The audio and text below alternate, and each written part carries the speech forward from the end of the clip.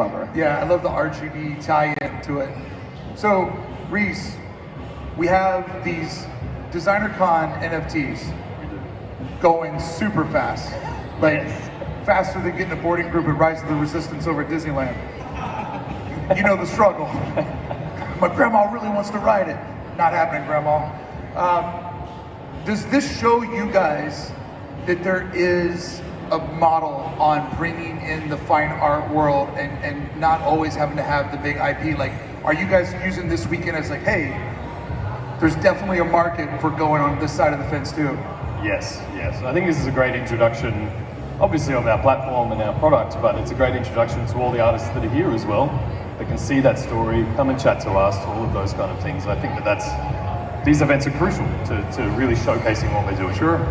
And I'm sure a lot of these people are wondering is, if you were lucky enough to get one of these items that sold out in 1 second, when does the aftermarket open up? Ordinarily, the market opens about half an hour after the drop. But because we're dropping so many collectibles over this weekend, we've just decided to tone it down and close the market until the end of the day. So it will open after the last drop today. After the last drop today. And then will it close during? It'll close again before the first drop tomorrow. And is that just so that you guys have more bandwidth to babysit it and make sure exactly what on it board? is. The market itself is a beast. You know, it's processing. I don't even know the value of transactions that go through that every day. So to have that running while hundreds of thousands of people are trying to buy that collectible is too much load on the system. Yeah. So with what you guys have been working on, and you've started to do your first round of big drops for the larger brands, Yes.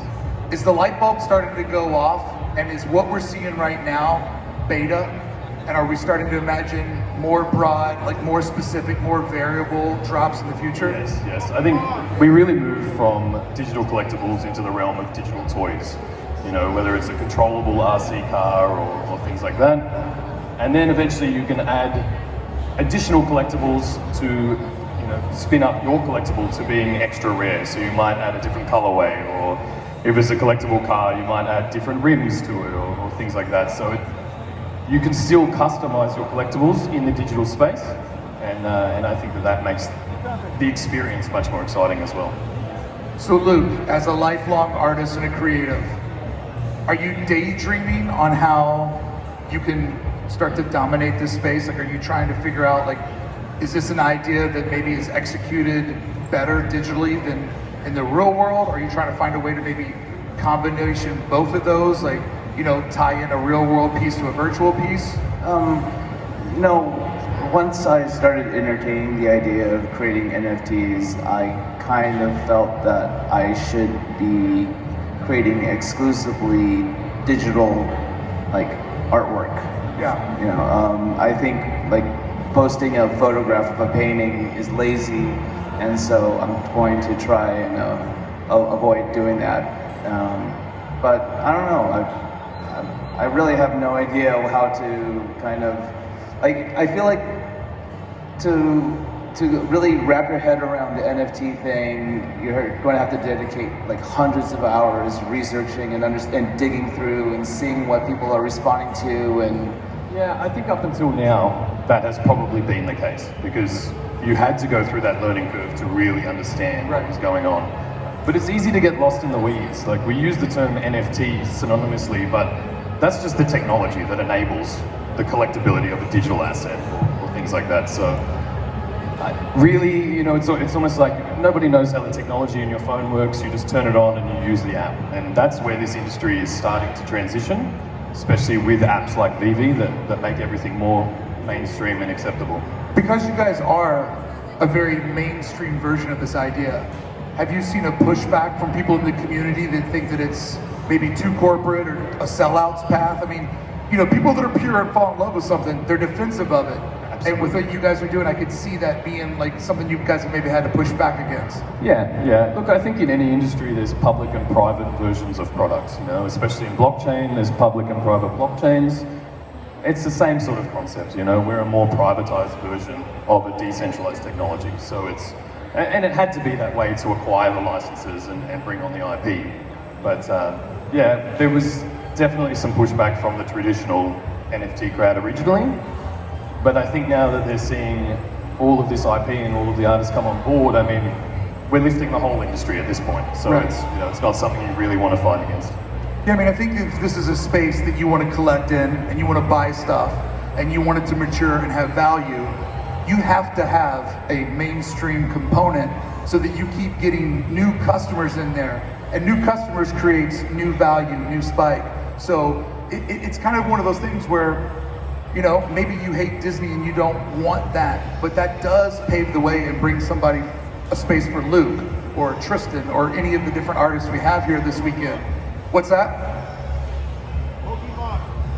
Pokemon? Hey, when I started seeing the variables and I could understand it through the lens of Pokemon, it made sense to me. So I mean, it's not a bad analogy that you're heckling with us there. But Luke, for you, how stoked are you in this moment that in your career you didn't just stick with paintings and that you did work on making characters over and over again and like sort of, you know, building out your own universe so that when something like this comes along, you have IP that fits? Because I'm on the same idea as you. Taking a painting and making a digital version of it doesn't seem as special than making a figure, a virtual figure. It's daunting for me.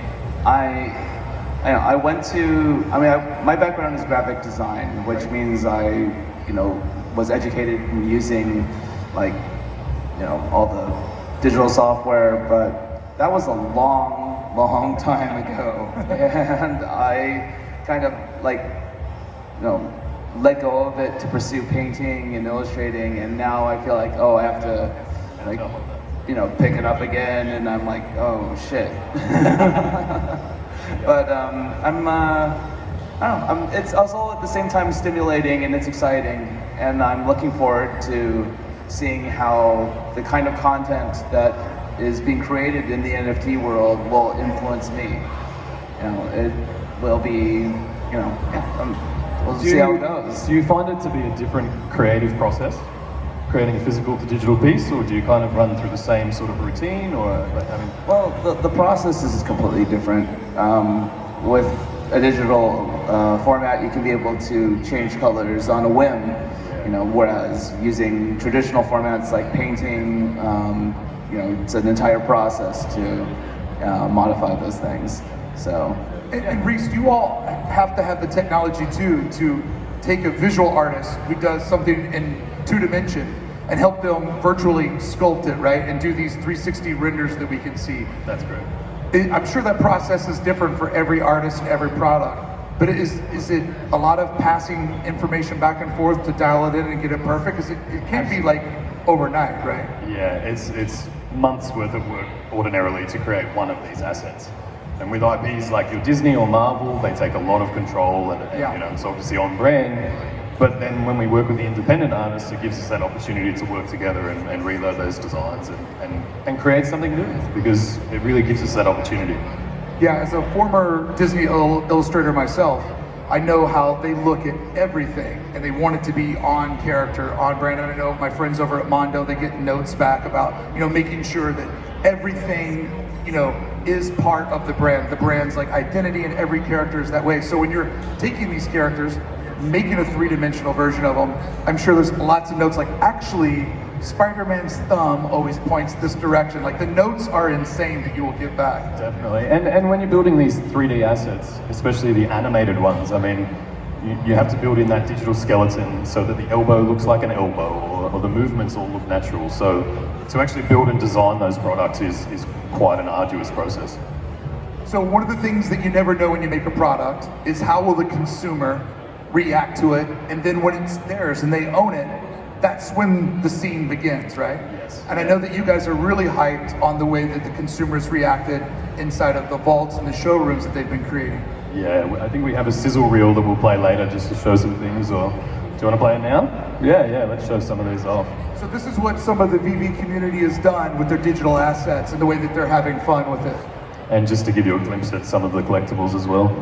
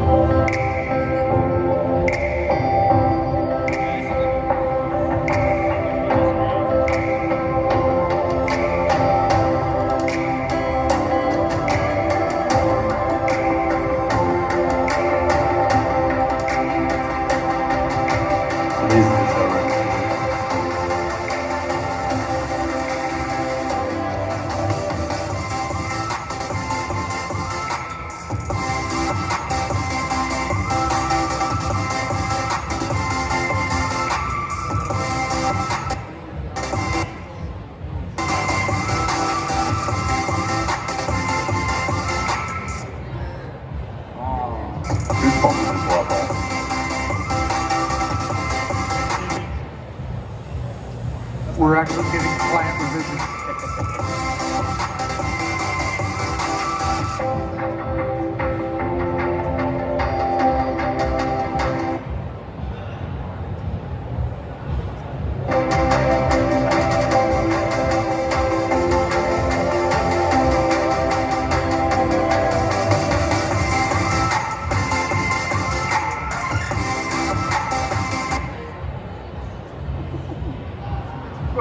I love that we can make digital characters, but we still can't play a video.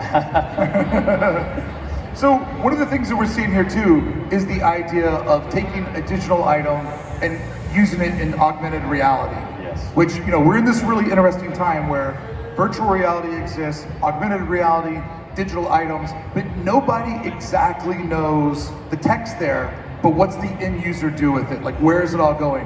What are some of the interesting things that you guys have seen the consumer do with augmented reality and take these items and use them in a quote unquote real way? Yeah, I mean the design and integrating augmented reality was really important to us because we have to try and bridge that physical digital gap, right? Some people will come straight to digital collecting and understand it, but because we built this app off this, you know, off the collectibles world, we needed a way to bridge that. So the augmented reality, first and foremost, is a really incredible way to do that. It also means that you can carry your collection around in your pocket and show it off to anybody, anywhere in the world, you know, instantly. So it's really increased that engagement. And then we've just seen the most incredible creativity when people are building these insane showrooms using their collectibles rather than the walls that we've kind of built. And just people are able to express themselves with that creativity. So that was really, the design wasn't necessarily a surprise to me, but the extent that people will go to express that creativity has really blown me away. I mean, it's true for any business. It's like once you make the product and you give it to the consumer, it's like the way that they use it, there's normally a surprise in there that as the creator, you're like, oh, damn, I never thought it would go that direction. And it's a really interesting space right now for everybody here who's a creative, an artist that's listening at home. Like, there's all this new technology. And I'll let you in on a secret. Nobody knows what to do with it yet. Like, this is our generation's gold rush. Like, these are things that aren't going to go away. We have younger people, these kids, the kid that's not listening to me that's on a phone right now, she's probably like buying more supplies for her game. And she's like, why would I want something real under the Christmas tree? I want more toys inside of my game. It's actually funny you mentioned that. I know a lot of our collectors now don't buy gifts. They just gift people the collectibles on the platform. And that's really enabling access for more people too. And so I think right now in this space, you know, obviously everybody has an opinion and you're supposed to, but I would encourage creative people, like, don't just kick this can down the road and don't think that the business models exist are the golden rules, because this is adapting on the fly right now. So just because you don't see a space for you to get into this, you can create your own space, because this is an evolution that it's happening. And right now, there's some industry leaders that have guessed properly, but the next guess is as good as your or mine. Exactly right. And you know, we'll continue to evolve our ecosystem and products, but I personally have never been involved in a product that has the rolling feedback of 500,000 people, you know, and that's what we get with our community. And that lets us, you know, we design this experience the way that we thought people would respond, and can now redesign those experiences based on the feedback, and it's real time. I think when this book gets written, you guys will be a very interesting chapter of somebody that, you know, saw it in a different model and was able to bring in a lot of people so they could understand this. And then who knows where those people all go. But there always has to be sort of that core product that feels safe, that is, you know, recognizable and familiar, and then that gives a consumer safety where then they're like, okay, now I understand this. I feel like I can go over to the blockchain, get wild with $100, and I feel like I halfway know what I'm doing. Yeah, exactly right. As we said before, it really does help people to intro into the rest of the NFT space. Well, it's definitely an interesting space, and I'm curious, if you could raise your hand, who in this crowd owns an NFT right now? Go fan! Look at that, that's impressive. Now, put your hands down.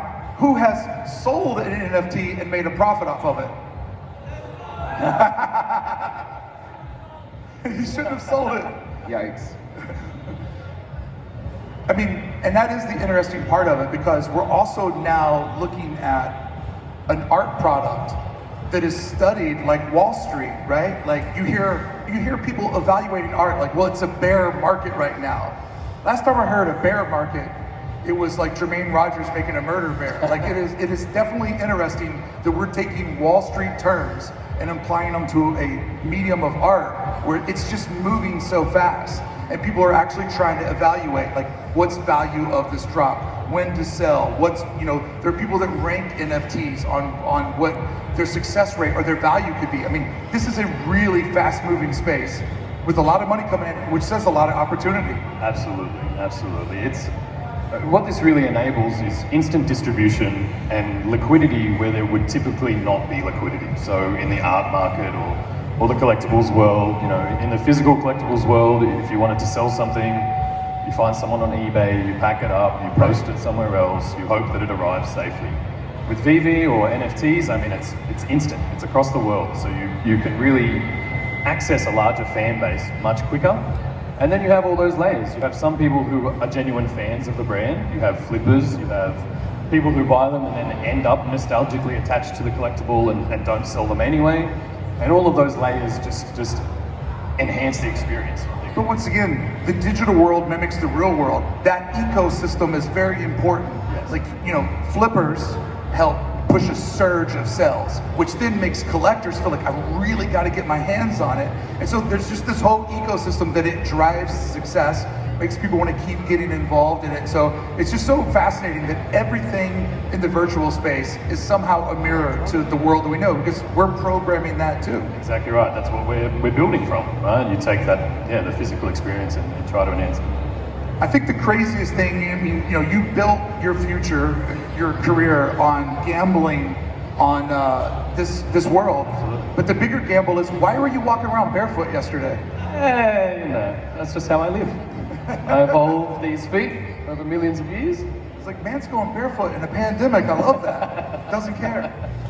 So Luke, for you, as a guy who's been around for a long time, seen things come and go, where are you at with all of this? Is it something you're going to dabble in? Is it something that you just want to kind of invest in? Are you going to get more involved in it? Like, where do you stand? I just see it as a potential an additional potential vertical in my career. Sure. You know, just another avenue of distribution. Yeah, just something new, something to add on to everything else that I've been, developing in my career. I can't imagine letting go of like the traditional media, Sure.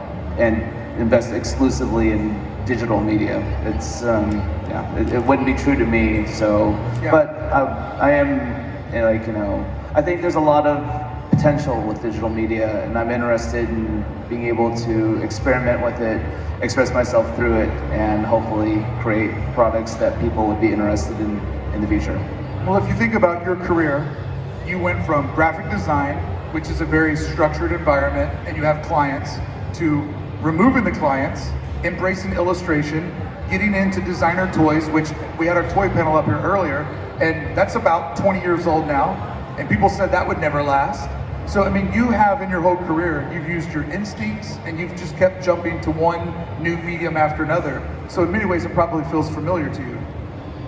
I'm sorry, what was that? I mean, it's like your whole adaptation of your career is, you've gone from graphic design, very safe thing, Yeah. into illustration, fine art, toys. Right. Like you've just kept jumping into one new thing after another. So Right. this could just be the evolution of where you're at. Yeah, they all kind of feel like they lend itself to each other. Sure. And so I definitely believe that this kind of lends itself to the same kind of idea of the paintings and toys and graphic design, etc. So it all kind of feels like it swims in the same pool to a certain degree. 100%.